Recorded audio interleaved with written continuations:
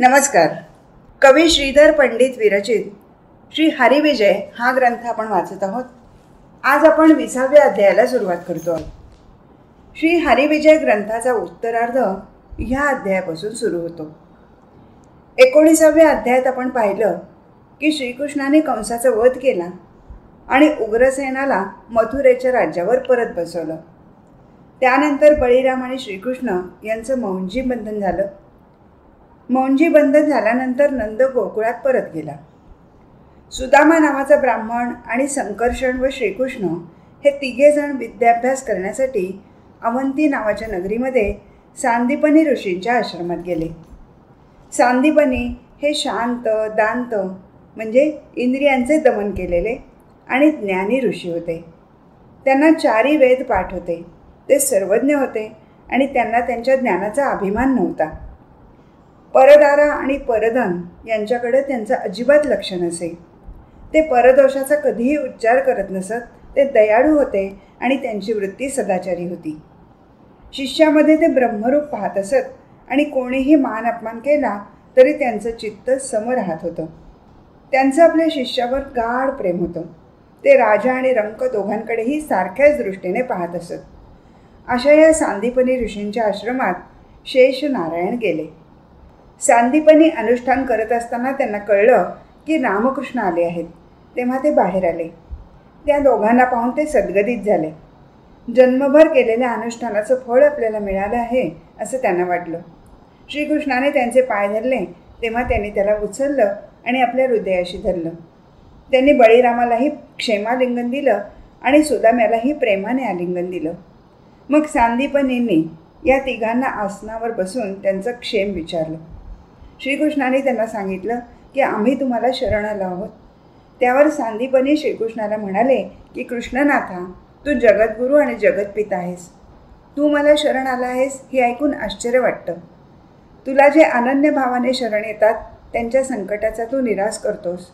मला थोरपणा देण्यासाठी तू माझ्या आश्रमात आला आहेस. लोकांना योग्य मार्ग दाखवण्यासाठी आणि गुरुभजनाचा महिमा दाखवून देण्यासाठी तू मला शरण आला आहेस.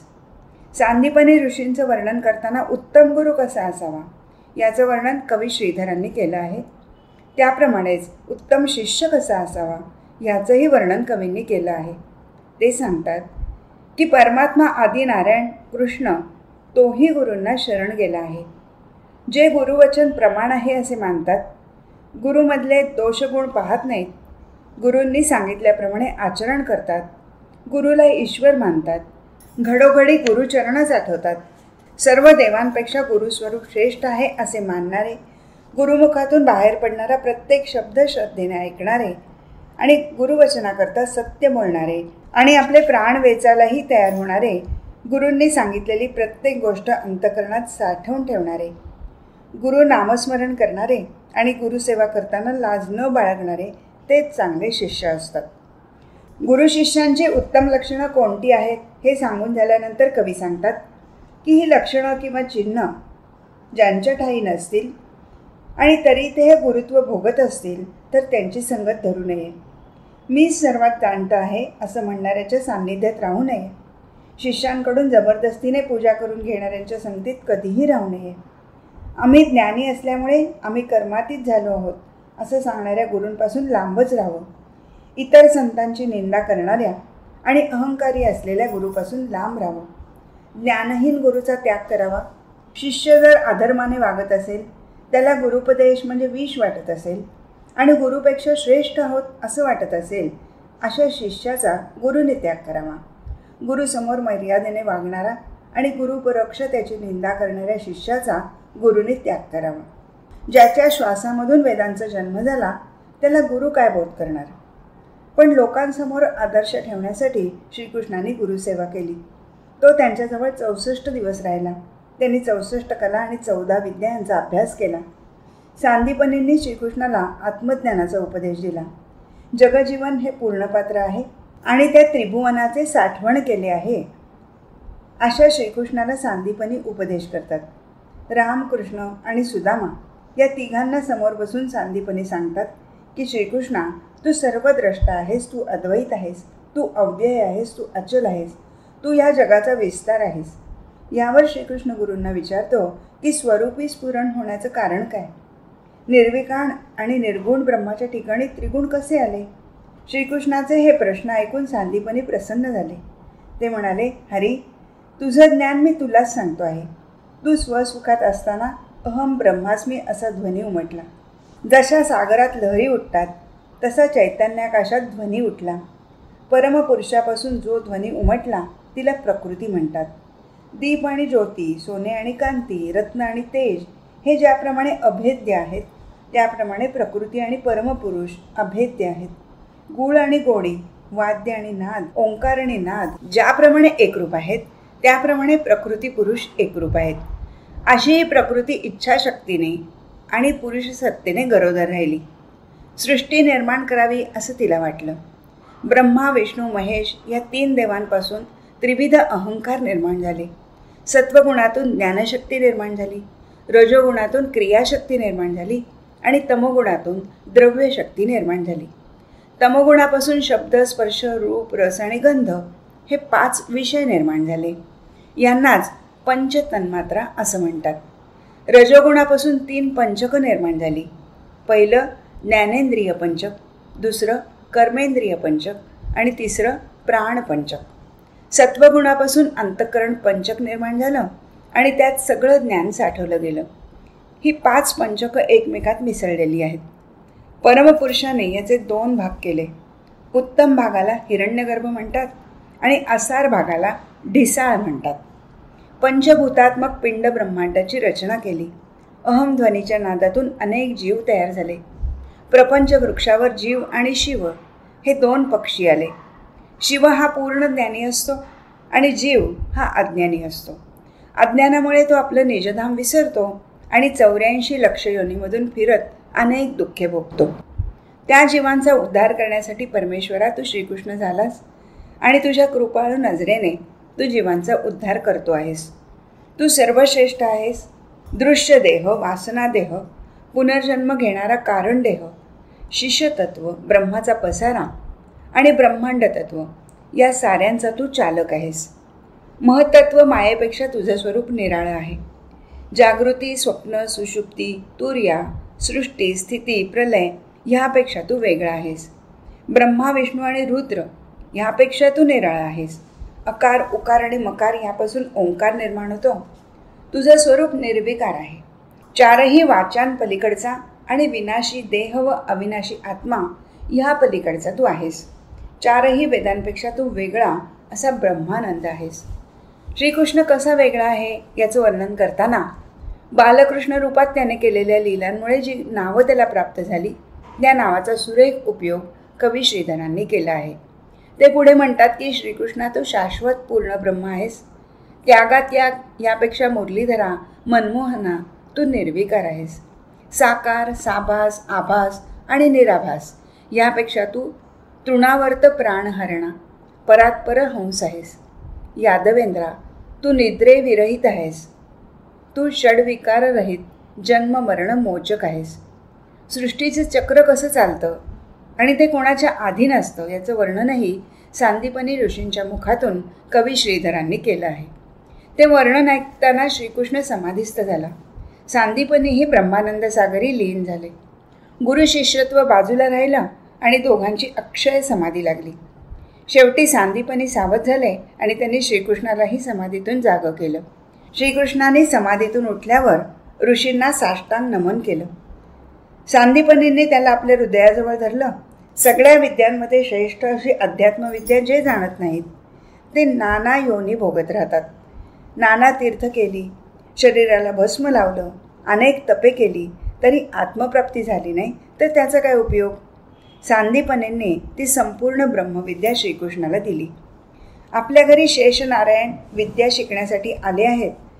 आपलं पूर्व पुण्य थोर म्हणून ते आपल्या घरी आले आहेत असं सांदीपनींनी आपल्या पत्नीला सांगितलं आणि पुढे म्हणाले की तू त्यांना कोणतीही कामं करायला सांगू नकोस. त्यानंतर काही दिवसांनी सांदीपनी अनुष्ठान करण्यासाठी आश्रमाबाहेर गेले. शेष, नारायण आणि सुदामा आश्रमात शास्त्रपुस्तकं वाचत होते. 7 दिवस सतत पाऊस कोसळत होता आणि घरात चूल पेटवायला कोरडी लाकडं नव्हती. गुरुपत्नी स्वतःशीच म्हणाले की घरात लाकडे नाहीत तर आता काय करावं? श्रीकृष्णाने तिचं बोलणं ऐकलं आणि तो राम आणि सुदामा यांना घेऊन अरण्यात निघाला. आपण बाहेर जातो आहोत हे त्याने गुरुपत्नीला सांगितलं नाही. कोरड्या लाकडाच्या मोळ्या तिघांनी बांधल्या आणि ते आश्रमाकडे परत निघाले. मुसळधार पाऊस कोसळत होता. नद्या आणि ओहळ दुथडी भरून वाहत होते. सगळीकडे पाणीच पाणी झालं होतं. अशा परिस्थितीत तिघेही डोक्यावर मोळ्या घेऊन आश्रमाची वाट चालत होते. त्याचवेळी सांदीपनी आश्रमात आले. त्यांना रामकृष्ण दिसले नाहीत तेव्हा त्यांनी आपल्या पत्नीला विचारलं की हे तिघं कुठे गेले? तू त्यांना काही काम सांगितलं आहेस का? त्यांच्या पत्नीने त्यांना सांगितलं की घरात लाकडं नाहीत म्हणून मी चिंतेने स्वतःशीच बोलत होते. ते कुठे गेले मला कळलंच नाही. त्यावर सांदीपनी तिला म्हणाले की ह्याच कामासाठी ते बाहेर गेले असणार. तू त्या वैकुंठपतीला काम कसं सांगितलंस? मोठाच अनर्थ झाला. आपल्या पत्नीने श्रीकृष्णाला काम सांगितलं असं समजून सांदीपनी दुःखी झाले. मग सांदीपनी त्यांना शोधण्यासाठी आश्रमाबाहेर पडले. सद्गदित होऊन ते त्या तिघांना हाका मारू लागले. या मुसळधार पावसात तुला मी कसं शोधू? असं म्हणत असतानाच त्यांना लांबून येणारा श्रीकृष्ण दिसला. त्याच्याबरोबर सुदामा आणि बळीरामही होते. तिघांच्याही डोक्यावर लाकडाच्या मोळ्या होत्या.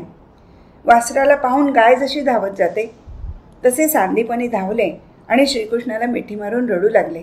ते म्हणाले की तुला योगेश्वर पूजतात आणि आम्ही मात्र तुझ्या डोक्यावर लाकडाचा भार दिला. मग ते सगळेच लगेचच आश्रमात आले. ऋषीपत्नी त्यांना पाहून धावत पुढे झाली. तिनेही श्रीकृष्णाला मिठी मारली आणि रडत रडत श्रीकृष्णाला म्हणाली, श्रीकृष्णा, मी तुझ्यावर अन्याय केला. मी तुला काही सांगितलं नाही, पण माझी अडचण ओळखून तू स्वतःच अरण्यात गेलास. गुरुपत्नीचं ते दुःखी बोल ऐकून श्रीकृष्ण म्हणाला, माते, गुरुची सेवा करणं हा आमचा धर्मच आहे. गुरुसेवेविण समस्त विद्या अविद्या होतील. ज्याने साही शास्त्रांचा अभ्यास केला आहे, ज्याने दान तप कीर्तन केलं आहे, ज्याला देवही शरण आले आहेत, अशी व्यक्ती जर गुरुभजन करत नसेल तर त्याचं सारं ज्ञान आणि त्याने मिळवलेलं सारं पुण्य व्यर्थ आहे. ज्या माणसाला आपल्या सद्गुरूचं नाव सांगायला लाज वाटते त्याचं दर्शनही घेऊ नये. गुरुगृही असताना श्रीकृष्णाने अपार संपत्ती आपल्या गुरुला दिली. इंद्राजवळ नाही तशा वस्तूही श्रीकृष्णाने गुरुपत्नीला आणून दिल्या. 64 दिवस गुरुगृही राहिल्यानंतर रामकृष्ण सांदीपनी ऋषींसमोर हात जोडून उभे राहिले आणि सद्गदित होऊन म्हणाले की आपल्याला गुरुदक्षिणा काय देऊ ते सांगा. सांदीपनी म्हणाले, माझ्या मनात कोणतीही इच्छा नाही. तू मला गुरुदक्षिणा देऊन जाऊ पाहतो आहेस, पण तुला सोडून जो धनावर लक्ष ठेवेल तो अभागीच असेल. तुझं मुख पाहिल्यावर अनंत जन्मातल्या दुःखाचं हरण होतं. तू निर्गुण असा परमपुरुष आहेस, पण भक्तांसाठी तू सगुण झाला आहेस. गुरुपत्नी श्रीकृष्णाला सांगते, कृष्णा, तू आमचा कैवारी आहेस. आमचा पुत्र सागरात बुडला होता. दक्षिणा म्हणून त्यालाच घेऊन ये. तो आमचा एकुलता एक पुत्र होता. त्याच्याशिवाय हे घर आम्हाला शून्य वाटतं. आमच्या कुळात जो अंधार पडला आहे तो दूर सार. आमचा कुलदीप आम्हाला आणून दे. गुरुमातीचे ते शब्द ऐकता श्रीकृष्ण सांदीपनींना घेऊन समुद्र किनाऱ्याजवळ गेला. सागर श्रीकृष्णाच्या चरणाजवळ आला आणि श्रीकृष्णाला विचारलं की काय आज्ञा आहे ते सांगा. श्रीकृष्णाने त्याला विचारलं, माझ्या गुरुचा मुलगा कुठे आहे ते सांग. समुद्राने तिमिंगिल नावाच्या मत्स्याला पाचारण केलं. त्याने सांगितलं की सांदीपनींच्या मुलाला पांचजन्य नावाच्या दैत्याने बक्षिलं आहे. मग श्रीहरी समुद्रात गेला आणि त्याने त्या पांचजन्याला शोधून त्याच्याशी युद्ध करून त्याचं शिर छेदलं आणि त्याचं पोट चिरलं. पण तिथे गुरुपुत्र नव्हता. आपण पांचजन्याला उगाच मारलं असं श्रीकृष्ण म्हणाला. तेव्हा पांचजन्य त्याला म्हणाला की तू माझं प्रेत तुझ्या हातात धर आणि मला वर दे की माझ्या विना जे तुझ्यावर पाणी घालतील त्याचं पूजन व्यर्थ असेल. हरीने पांचजन्याला तसा वर दिला. मग श्रीकृष्ण यमलोकी गेला. यमाने श्रीकृष्णाची पूजा केली आणि त्याला सांगितलं की मी गुरुपुत्राला आणून देतो.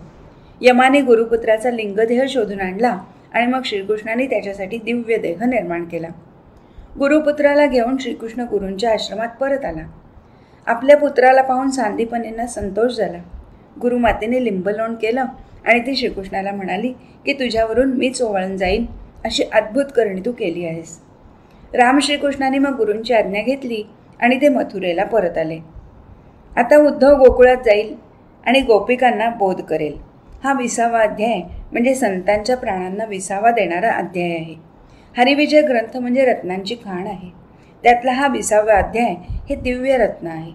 दिव्य रत्न तुमच्या हृदयपदकी जडले तर तुमच्या जन्ममरणाच्या इरझारा चुकतील. ज्याप्रमाणे महाभारतात गीता श्रेष्ठ, त्याप्रमाणे हरिविजयात 20वा अध्याय श्रेष्ठ आहे. इथे हरिविजय ग्रंथाचा 20वा अध्याय पूर्ण झाला. अध्याय 21. 20व्या अध्यायात आपण पाहिलं की बलराम आणि श्रीकृष्ण गुरुगृही गेले आणि तिथे राहून त्यांनी विद्याभ्यास केला. विद्याभ्यास पूर्ण झाल्यावरती दोघेही मथुरेत परत आले. श्रीकृष्ण मथुरेतच राहिल्यामुळे गोकुळातले लोक उदास होते. कृष्णप्राप्ती व्हावी म्हणून नंद, यशोदा आणि व्रजवासी उतावळे झाले होते. गोकुळातल्या गवळणी श्रीकृष्णाच्या लीला आठवून सद्गदित होत होत्या. त्या आठवणीमुळे त्यांना गहीवरून येत होतं आणि त्यांच्या डोळ्यातून अश्रू वाहत होते. गोकुळात श्रीकृष्ण नसल्यामुळे त्यांना गोकुळ ओस वाटत होतं. त्यांच्या अंतरंगात श्रीरंग व्यापून राहिला असल्यामुळे तिथे इतर कशालाही थारा नव्हता.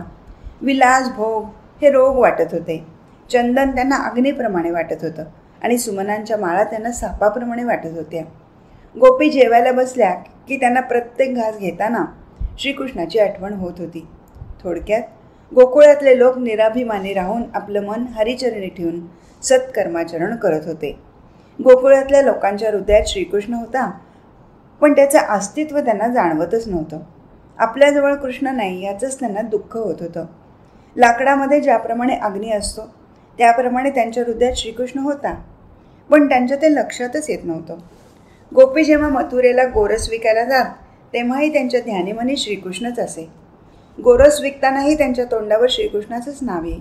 त्या म्हणत की गोविंद घ्या, दामोदर घ्या. त्यांचं हे बोलणं ऐकून मथुरेतले लोक त्यांना विचारत की कुठे आहे जगजेठी? ज्याने मीनरूप घेऊन अवघा समुद्र गगनात उडवला त्या वेदोद्धारकाला तुम्ही मडक्यात कसं काय साठवलं? कवी श्रीधराने श्री विष्णूच्या सर्व अवतारांचं वर्णन मथुरेतल्या लोकांच्या तोंडी घातलं आहे. आणि मग अशा या श्रीकृष्णाला तुम्ही मडक्यात कसं साठवाल असा प्रश्न मथुरेतले लोक गोकुळातल्या लोकांना विचारतात. असा अनेक अवतार धारण करणारा जगजेठी गोकुळात अवतरला आणि त्यांनी कोणकोणत्या लीला केल्या तेही मथुरेतले लोक सांगतात. आणि मग गोकुळातल्या लोकांना विचारतात की अशा या श्रीकृष्णाला तुम्ही मडक्यात कसं साठवलं? लोकांचं हे बोलणं, श्रीकृष्णाच्या त्या लीलांचं वर्णन ऐकून गोकुळच्या गोपी समाधिस्थ झाल्या. त्यांना सारं जग कृष्णमय दिसू लागलं आणि मग त्या म्हणाल्या की सर्व मडक्यात चक्रपाणीच भरून राहिलं आहे. सूर्याचं प्रतिबिंब जरी अनेक घटांमध्ये पडलं तरी सूर्य स्वतंत्रपणे आकाशात असतो, त्याप्रमाणेच तो सर्व व्यापक मोक्षदानी श्रीकृष्ण आहे. या सर्व घटांमध्ये श्रीकृष्ण आहे असं गोकुळातल्या गवळणी म्हणाल्या आणि सर्व घटांमध्ये श्रीहरीच्या मूर्ती दिसू लागल्या. जगजेठी आपल्या भक्तांचं बोलणं कधीही खोटं पडू देत नाही. वाल्मिकी मुनींनी जे जे भाष्य केलं ते राघवाने सत्य केलं. श्रीकृष्णाने आपला भक्त असलेल्या गवळणींचं बोलणं खोटं पडू दिलं नाही. त्या आपला सगळा गोरस विकून गोकुळाकडे परत जात. परतताना त्या श्रीकृष्णाच्या लीला गात. आपली प्रपंच कृत्य करताना गोपी श्रीकृष्ण लीला गात असत. त्यांचं चित्त कृष्णरूप झालं होतं. काम करताना त्यांच्या हातून निरनिराळ्या कृती घडत असत, पण त्यांचं मन समाधिस्थ असे. नंद आणि यशोदा यांची स्थितीही तशीच होती. ती दोघंही श्रीकृष्णाच्या लीला आठवून त्याच्या भेटीसाठी झुरत होती.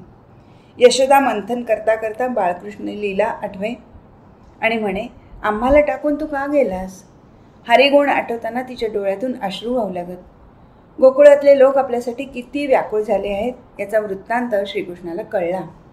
त्याने आपल्या मनातल्या गोष्टी सांगण्यासाठी उद्धवाला बोलवलं.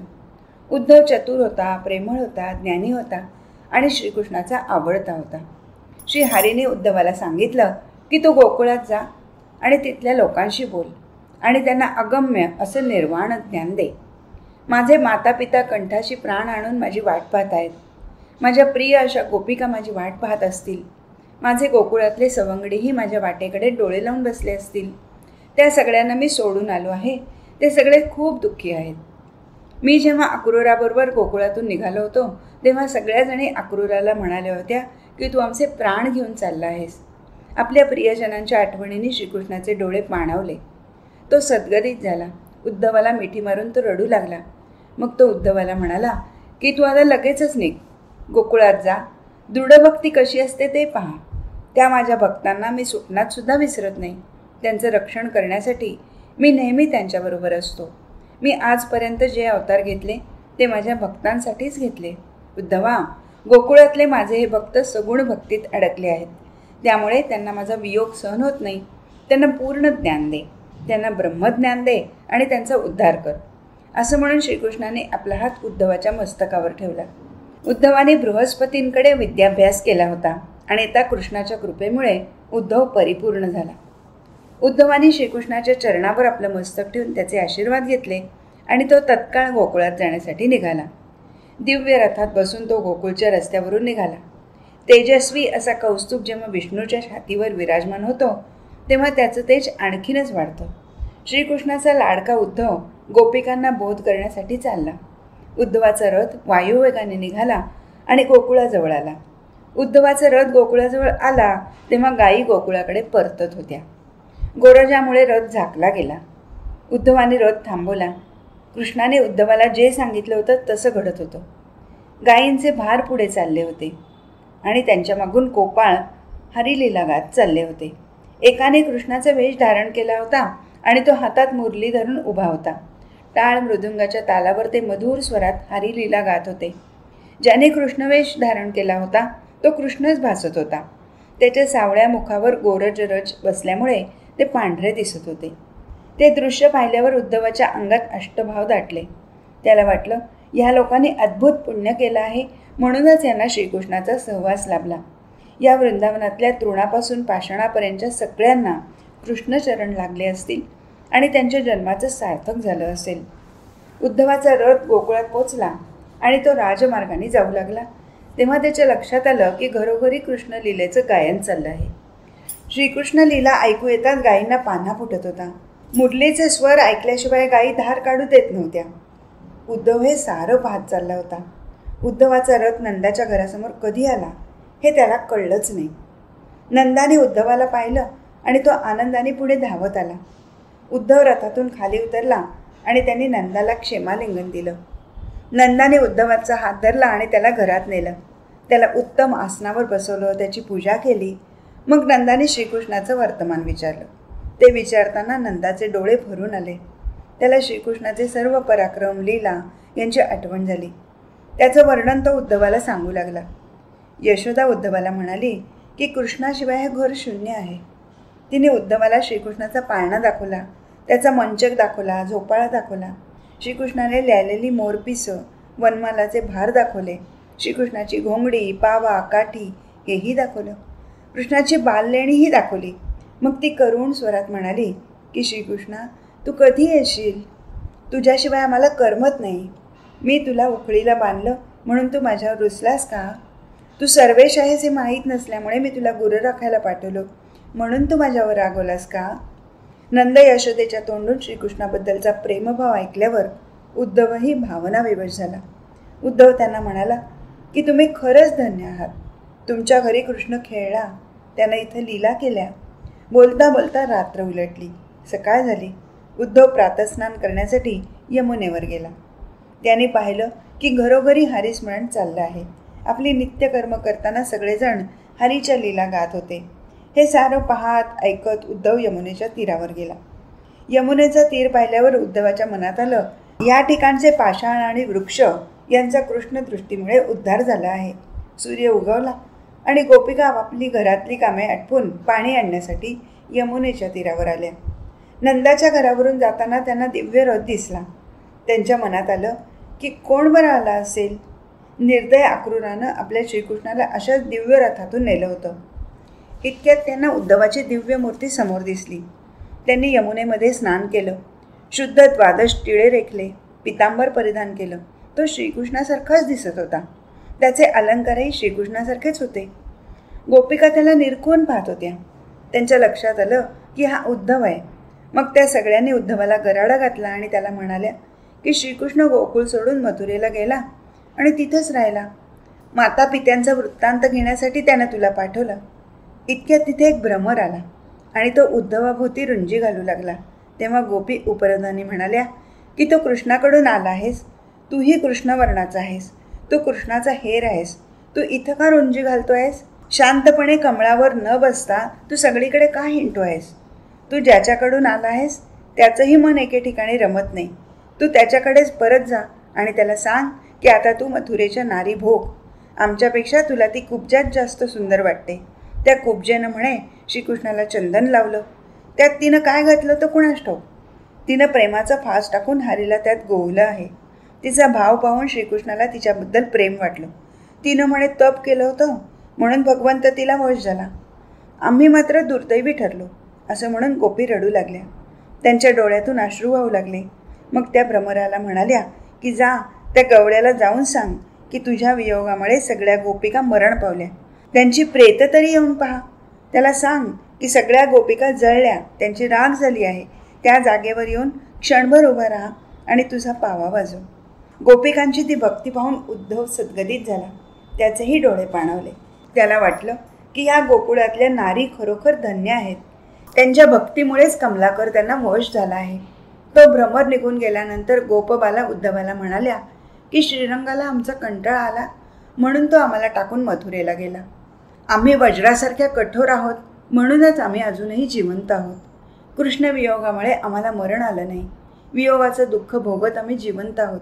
उद्धवा, तू मथुरेला जाशील तेव्हा त्या यादवेंद्राला सांग की गोकुळातल्या गोपिकांना विसरू नकोस.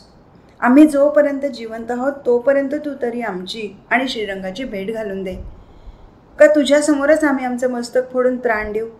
मग तू श्रीहरीला जाऊन सांग की गोपिका मरण पावल्या आहेत. तू तर त्याचा लाडका आहेस. तुझ्या सांगण्याप्रमाणेच तो वागतो असं आम्ही ऐकलं आहे. पाण्याविना मासा जसा तळमळतो तसे त्याच्याविना आम्ही तळमळतो आहोत. अक्रूर आम्हाला कृष्णवियोगाच्या महापुरात लोटून गेला आहे. उद्धवा, तू चांगला पोहणारा आहेस. तूच आम्हाला या महापुरातून बाहेर काढ. उद्धवा, आम्ही तुला शरण आलो आहोत. कृष्णप्राप्ती व्हावी यासाठी आम्ही काय करावं हे सद्गुरू होऊन तू आम्हाला सांग. असं म्हणून त्या सगळ्या गोपिकांनी उद्धवाचे पाय धरले.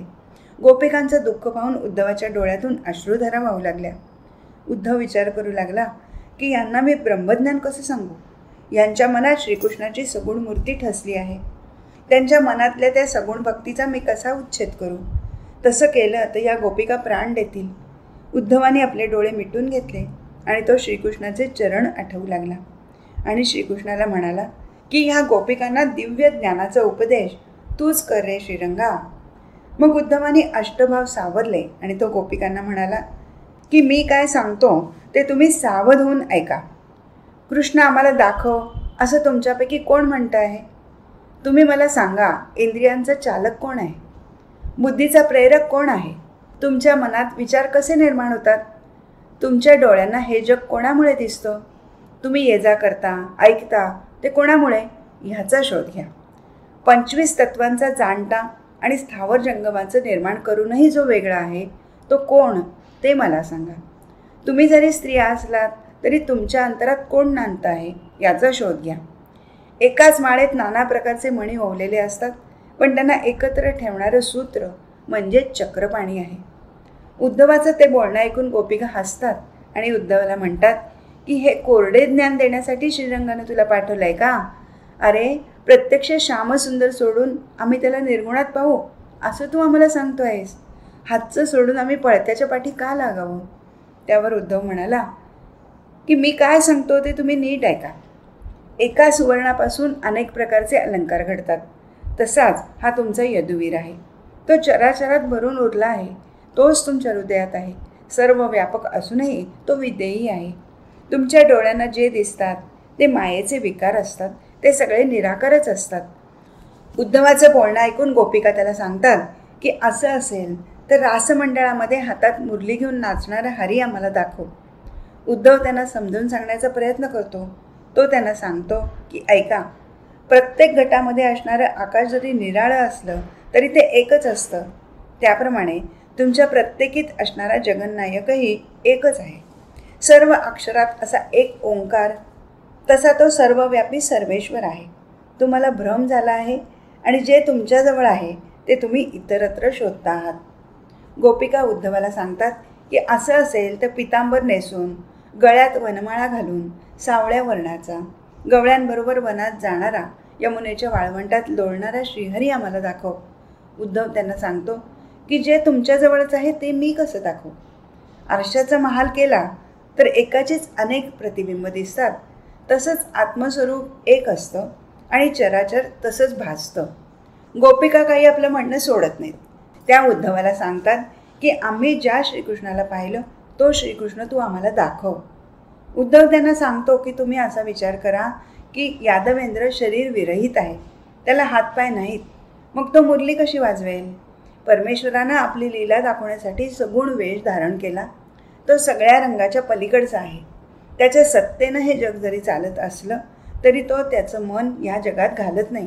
अशा या अवयवरहिताला तुम्ही सगुणत्वात बांधून ठेवू नका. गोपिकांना उद्धवाचा हा उपदेश रुचला नाही. त्या उद्धवाला म्हणाल्या की जे योगी आहेत, जे योग साधना करतायत त्यांना जाऊन तू तुझा उपदेश सांग. ज्याच्या कृपेने तू हे ज्ञान आम्हाला सांगतो आहेस तो श्रीहरी तू एकदा तरी आम्हाला दाखव. कृष्ण प्राप्ती होईल असा काही उपाय तू आम्हाला सांग. कोणत्या साधनेमुळे तू आमच्या हाती लागेल ते तू सांग. तोच धागा पकडून उद्धव गोपिकांना सांगतो की संतांचे चरण दृढ धरावे. ते काय सांगतात ते श्रद्धेने ऐकावं. सारासार विचार केल्यावर तुमचं अंतरंग शुद्ध होईल. मग ते आत्मरूप तुम्हाला चराचरात सहजच दिसेल. गोपी म्हणतात की उद्धवा, तुझे सगळे दृष्टांत आम्हाला समजले आहेत, पण श्रीहरीचं ते मोहक सगुण रूप आम्हाला विसरता येत नाही. मोक्षज्ञान आम्हाला कळलं आहे. सगुण आणि निर्गुण दोन्ही समानच आहे. श्रीहरीनं आपल्या भक्तांसाठी सगुण रूप घेतलं आहे. गुरुमुखातून निर्गुणाला जाणावं आणि सगुणाचं भजन आवडीनं करावं. मग गोपींनी उद्धवाचे चरण धरले. 4 महिन्यांपर्यंत त्यांनी उद्धवाच्या मुखातून ब्रह्मज्ञान म्हणजे काय ते श्रवण केलं. त्यांच्या चित्तावर बसलेलं मायेचं आवरण उद्धवाने दूर केलं आणि त्यांच्या हृदयात दिव्य ज्ञान ठसवलं. उद्धवानी पंचभूतांना निर्धाराने झाकलं आणि गोपींना स्वरूपाचा साक्षात्कार घडवला. त्यांच्या मनातील संशय रोगाचा नायनाट झाला. त्या सर्व गोपिका आत्मज्ञानाने तेजपुंज झाल्या. गोकुळातल्या घरोघरी उद्धवाची पूजा झाली. त्याच्या तोंडून सगळ्यांनी ब्रह्मज्ञान श्रवण केलं. उद्धव नित्यनेमाने गायींबरोबर वनात जाई. ज्या ज्या ठिकाणी श्रीकृष्ण गेला होता त्या त्या ठिकाणी तो गेला आणि त्याने त्या ठिकाणांना नमस्कार केला. असा सोहळा 4 महिने चालला होता आणि मग उद्धव मथुरेला जायला निघाला. त्याने नंद यशोदेचा निरोप घेतला. श्रीकृष्णासाठी सगळ्यांनी भेटी आणल्या आणि त्या उद्धवाजवळ दिल्या आणि त्याला सांगितलं की श्रीकृष्णाला आमचा निरोप दे की आम्हाला तू कधी विसरू नकोस. गोकुळातल्या लोकांचा निरोप घेऊन उद्धव मथुरेत परत आला. त्यांनी श्रीहरीची भेट घेतली. गोकुळातून आणलेल्या सगळ्या भेटी त्याला दिल्या आणि त्याचं वर्तमानही त्याला सांगितलं. संतांचा प्राण विसावा असलेला हा 21वा अध्याय म्हणजे मोक्षज्ञान देणारा 21वा अध्याय इथे पूर्ण झाला. आज इथेच थांबू. हरिओम तत्सत.